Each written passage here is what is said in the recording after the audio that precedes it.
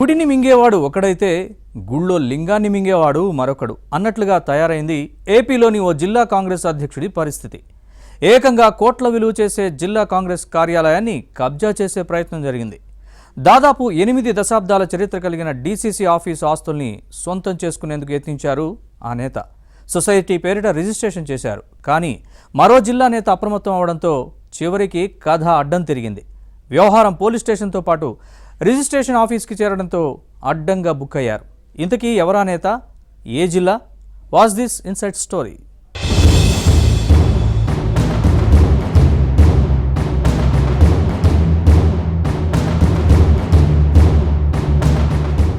కాదేది కబ్జాకు అనర్హం అన్నట్టుగా తయారైంది కర్నూలు జిల్లా కాంగ్రెస్ నేతల పరిస్థితి. ఏకంగా పార్టీ ఆఫీసు ఆక్రమణకు తెరలేపారు. కోట్ల విలువైన భూమికి టెండర్ పెట్టారు. సొంతం చేసుకోవాలని ప్లాన్ చేశారు. కానీ పార్టీ నేతల అప్రమత్తతో వారి ఎత్తులు చిత్తయ్యాయి. నగరం నడిబొడ్డున కొండారెడ్డి బురుజు సమీపంలో ఉన్న కర్నూలు జిల్లా కాంగ్రెస్ కమిటీ కార్యాలయం కళా వెంకట్రావు భవన్ కబ్జాకు టెండర్ పెట్టడం పార్టీలో కలకలం సృష్టించింది.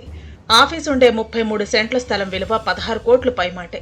ప్రస్తుత డీసీసీ అధ్యక్షుడు పరిగెల మురళీకృష్ణ అధ్యక్షుడిగా 7గురితో ప్రైవేట్ సొసైటీ రిజిస్ట్రేషన్ చేయించడం ఆ పార్టీలో కల్లోలానికి కారణమైంది. ఎన్నికల ముందు వరకు వైసీపీలో ఉన్న మురళీకృష్ణకు కోడుమూరు టికెట్ రాకపోవడంతో కాంగ్రెస్ లో చేరారు. ఆ తర్వాత నుంచి డీసీసీ అధ్యక్షుడిగా బాధ్యతలు నిర్వహిస్తున్నారు. డీసీసీ కార్యాలయ పరిధిలోని 15 దుకాణాల ద్వారా నెలకు 1,80,000 వరకు ఆదాయం వస్తోంది. దీన్ని పార్టీ కోసం వాడుతున్నారు. ఏఐసీసీ, పీసీసీ అనుమతులు లేకుండా జిల్లా కాంగ్రెస్ కమిటీ తీర్మానం చేయకుండానే ప్రైవేట్ సొసైటీ రిజిస్ట్రేషన్ చేసి పార్టీ ఆస్తులను బదలాయించడం వివాదాస్పదమైంది. ఆఫీసు ఆస్తులను దాని పరిధిలోకి తీసుకొచ్చి కబ్జా చేయాలనే కుట్రలో భాగంగానే మురళీకృష్ణ ఈ ఎత్తుగడ వేసినట్లు పార్టీలోని ఓ వర్గం ఆరోపిస్తోంది. కార్యాలయంలో పనిచేసే అటెండర్, స్వీపర్లకు కార్యదర్శి, ట్రెజరర్ వంటి కీలక పదవులు ఇచ్చి రిజిస్ట్రేషన్ చేయటం అనుమానాలకు తావిస్తోంది. కోట్ల ఆస్తిని కబ్జా చేసే ప్రయత్నం వెనక పకడ్బందీ ప్లానే ఉందట.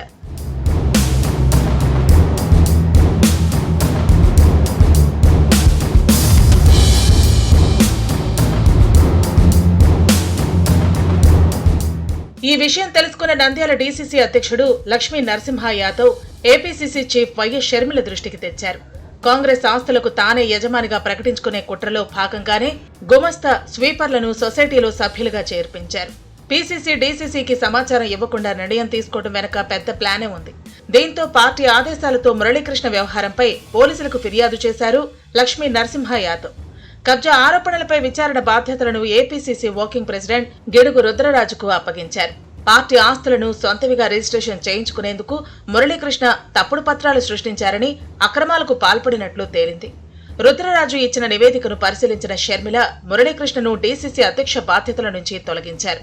మరోవైపు ఈకేవైసీ కోసమే కళా వెంకట్రావు భవనం పేరుతో సొసైటీని రిజిస్ట్రేషన్ చేశామని, దీనిలో ఏ దురుద్దేశం లేదన్నది మురళీకృష్ణ వాదన. ఆ తర్వాత దాన్ని రద్దు చేసుకున్నామని చెప్పుకొచ్చారు. పార్టీ నిర్ణయాన్ని శిరసావహిస్తానని ప్రకటించారు. తన కుటుంబం ఆర్థికంగా బాగుందని, కాంగ్రెస్ ఆస్తులు అవసరం లేదని చెప్పుకొచ్చారు. గతేడాది సెప్టెంబర్ 14న జిల్లా కాంగ్రెస్ కమిటీ చేసిన తీర్మానంతో సొసైటీ రిజిస్ట్రేషన్ చేయించామన్నది మురళీకృష్ణ వాదన. 79 ఏళ్ల నుంచి జిల్లా కాంగ్రెస్ పార్టీ కార్యాలయానికి ఈ ఆస్తులు ఉన్నాయి.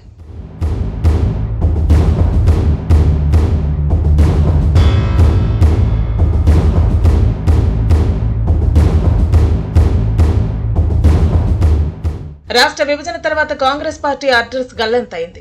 ఏ ఎన్నికల్లోనూ ఖాతా తెరవలేదు.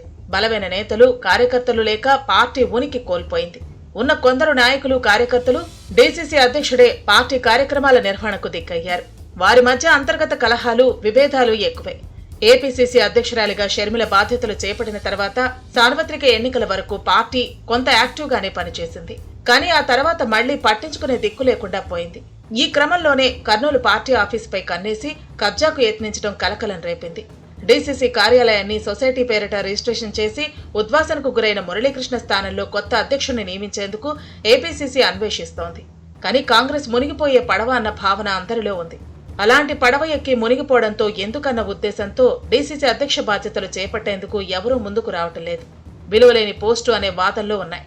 అలాంటి పదవి చేపట్టినా వ్యక్తిగత ఇమేజ్ డ్యామేజ్ అవుతుందని భావిస్తున్నారు. దీనికి తోడు పార్టీ ఆఫీసును సొసైటీ పేరిట రిజిస్ట్రేషన్ చేసిన వ్యవహారం వెలుగు చూసిన తర్వాత కర్నూలు జిల్లా కాంగ్రెస్ అధ్యక్ష పదవి తమకు వద్దనే పరిస్థితి వచ్చింది.